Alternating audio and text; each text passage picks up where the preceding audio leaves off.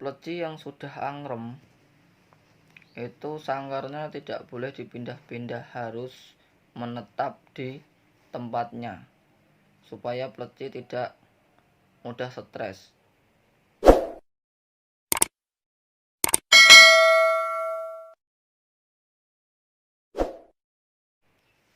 Bismillahirrahmanirrahim. Assalamualaikum warahmatullahi wabarakatuh.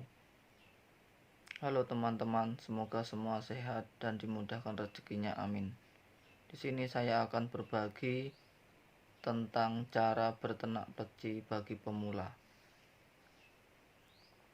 Dulu saya belajar ternak pleci dengan cara otodidak, karena dulu belum punya teman yang sudah berhasil ternak pleci. Saya belajar ternak pleci karena saya prihatin karena populasi pleci semakin hari semakin punah. Saya membeli pleci jantan yang sudah gacor. Plecinya sudah mapan. Ketika pleci saya gacor, itu berkurang gacornya. Saya beli pleci betina itu buat untulan supaya pleci saya tetap gacor. Ketika saya campur, pleci itu menunjukkan tingkah birahi yang sangat tinggi. Nah, di situ saya punya berpikiran untuk meternak pleci supaya tidak punah. Yang saya siapkan adalah sangkar. Pleci betina saya kasih sangkar labet supaya pleci tidak perlu kita polier, dia sudah leluasa di sangkar labet. Lalu saya menyiapkan sarang yang terbuat dari streamin yang sudah saya bentuk layaknya seperti sarang pleci di alam. Lalu kita beri serat nanas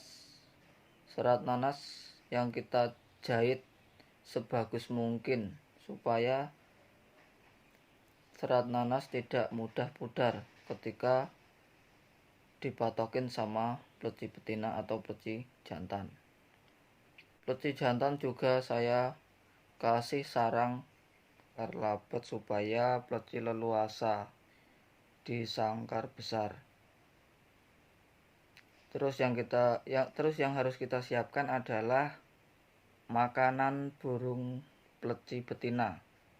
Makanan burung pleci betina leopard kuning 2 bungkus, terus susu denkau putihnya 1 bungkus. Nah, itu saya campur. Pakan tambahan adalah ular Hongkong putih 1 hari minimal 10 biji. Terus kita kasih lagi ular balapnya 1 hari minimal Rp1.000.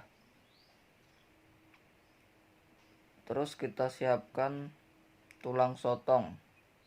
Tulang sotong fungsinya buat asinan burung pleci.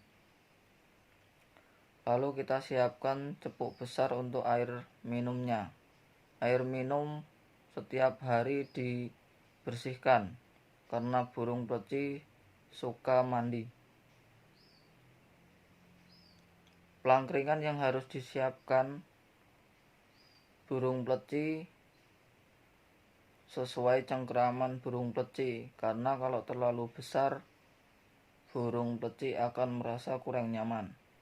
Sarang burung pleci belakangnya harus ditutup menggunakan kardus atau menggunakan kertas koran. Setelah semuanya sudah siap, pleci jantan kita campur dengan pleci betina.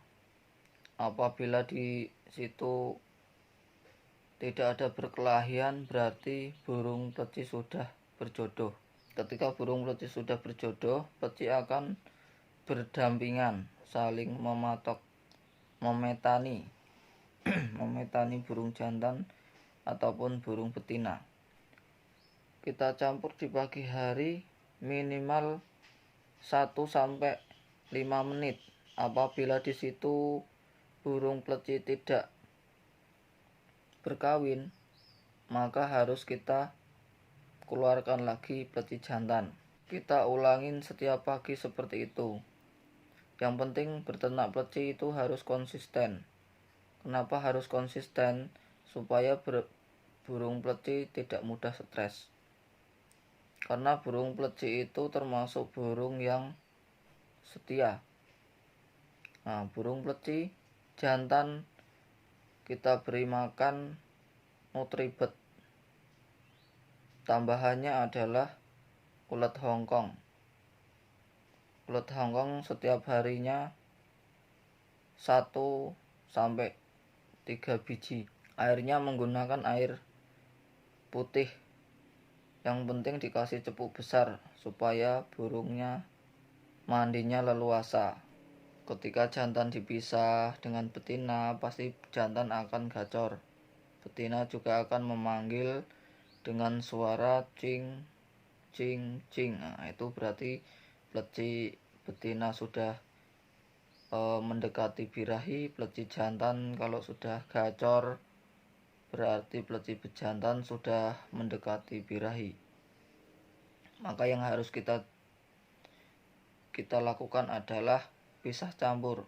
Pagi dipisah 1-5 menit tidak berkawin, maka burung jantan harus kita pisah lagi. Nah, itu kita ulangin setiap hari. Kenapa? Karena peternak pleci itu harus konsisten. Kalau kita konsisten, kita sabar, pasti hasilnya akan memuaskan. Bagi pemula yang berternak pleci, pasti nanti akan menghadapi kendala seperti mabung. Kenapa harus mabung? Karena burung pleci yang sudah mengonsumsi ulet Hongkong atau ulet balap itu bulunya akan rontok. Jangan kaget kalau burung kalian itu mabung. Ketika burung pleci sudah terbiasa makan ulet Hongkong ataupun ulet balap, pastinya burung pleci tidak akan mabung lagi. Maka yang harus kita lakukan adalah bersabar. Dulu saya berternak pleci dengan cara otodidak. Pleci saya waktu itu belum pernah makan ulet Hongkong ataupun ulet balap setiap harinya. Maka pertama saya kasih, kok pleci saya merabung. Ini kenapa kok setiap saya kasih kok merabung? Nah, seperti itu. Ternyata lama kelamaan pleci akan kebal, jadi walaupun kita kasih ulet Hongkong atau ulet balap itu hal biasa. Yang penting burung tidak mabung total. Mabung total itu bulu besar-besar akan cabut. Nah, ketika burung kita merabung cuman bulu kecil-kecil, itu tidak masalah, tetap kita jodohkan. Ketika burung pleci kita jodohkan setiap pagi, lama-lama akan terjadi perkawinan. Nah, ketika pleci sudah terjadi perkawinan, kita harus sering campur di pagi hari sampai burung bertelur.